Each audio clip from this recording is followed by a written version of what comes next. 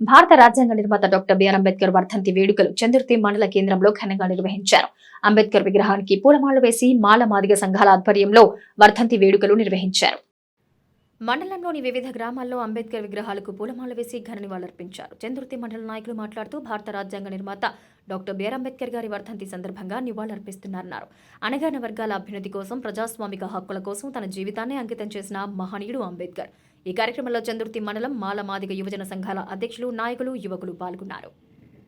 విగ్రహానికి వర్ధంతి వేడుకల్లో చందుర్తి గ్రామానికి సంబంధించిన యువకులు అందరూ మీకు వచ్చిన ప్రతి ఒక్కరికి కూడా ధన్యవాదాలు తెలుపుకుంటూ,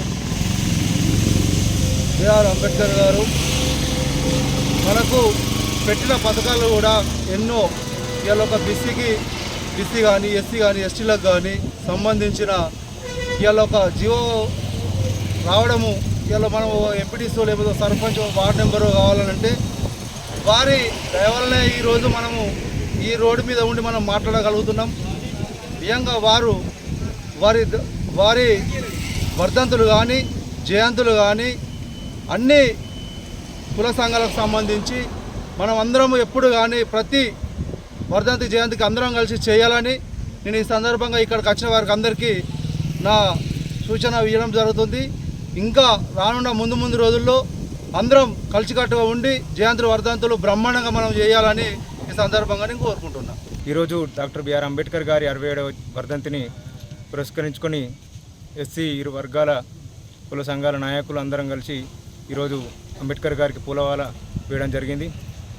దీన్ని ఆదర్శంగా తీసుకొని అంబేద్కర్ గారు ఏదైతే రాజ్యాంగాన్ని రాశాడో ఆ రాజ్యాంగం ప్రకారం ప్రజాస్వామ్యాన్ని ఎప్పుడైతే మనం అమలు చేసుకుంటామో, రాజ్యాంగాన్ని అమలు చేసుకున్నప్పుడే కరెక్ట్ అయిన ప్రజాస్వామ్యం ఈ రాష్ట్రంలో కానీ దేశంలో కానీ అమలు జరుగుతుందని చెప్తూ ఈ డాక్టర్ బిఆర్ అంబేద్కర్ గారి ఆలోచన విధానాన్ని మనం ముందుకు తీసుకుపోవాలని కోరుతూ ఉన్నాం.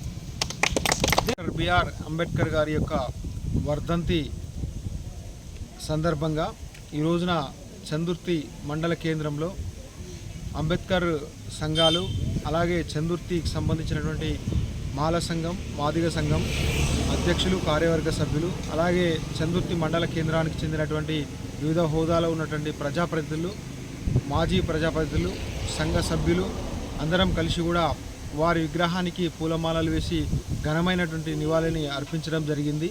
మరి అంబేద్కర్ గారు భారతదేశం యొక్క రాజ్యాంగాన్ని ప్రపంచమే మెచ్చదగినటువంటి, ప్రపంచంలోకెల్లా మరి చాలా గొప్పదైనటువంటి రాజ్యాంగాన్ని ఆ రోజున రచించి మరి భారతదేశంలో అమలు చేస్తూ ఉన్నాం. కాబట్టి ఈ రోజున అట్టడుగున ఉన్నటువంటి ప్రతి ఒక్కరు కూడా ఇటు విద్యా అవకాశాలు కావచ్చు, ఉద్యోగ అవకాశాలు కావచ్చు, సమాన హక్కులు కావచ్చు, అన్నిటినీ కూడా ఈ రోజున పొందుతూ ఉన్నాం.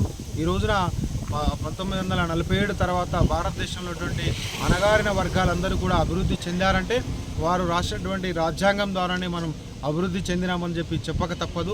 మరి రాబోయే కాలంలో కూడా ఇంకా సమాజంలో ఉన్నటువంటి రుగ్మతలన్నీ తొలగించాలంటే మరి అంబేద్కర్ గారి యొక్క ఆలోచన విధానం, వారు రచించినటువంటి రాజ్యాంగం సంపూర్ణంగా అమలు జరిగితే మరి సబ్బండ వర్ణాలు మరి ముందుకు వెళ్ళి ఇంకా గొప్ప భారతదేశంగా ఎదిగేటువంటి అవకాశం ఉంటుంది. కాబట్టి రాబోయే కాలంలో అంబేద్కర్ ఆశయ సాధన కోసం మనమందరం కూడా కృషి చేయాలని చెప్పి ఈ కార్యక్రమంలో నాతో పాటు పాల్పంచుకున్న ప్రతి ఒక్కరికి కూడా కృతజ్ఞతలు తెలియజేస్తున్నాము.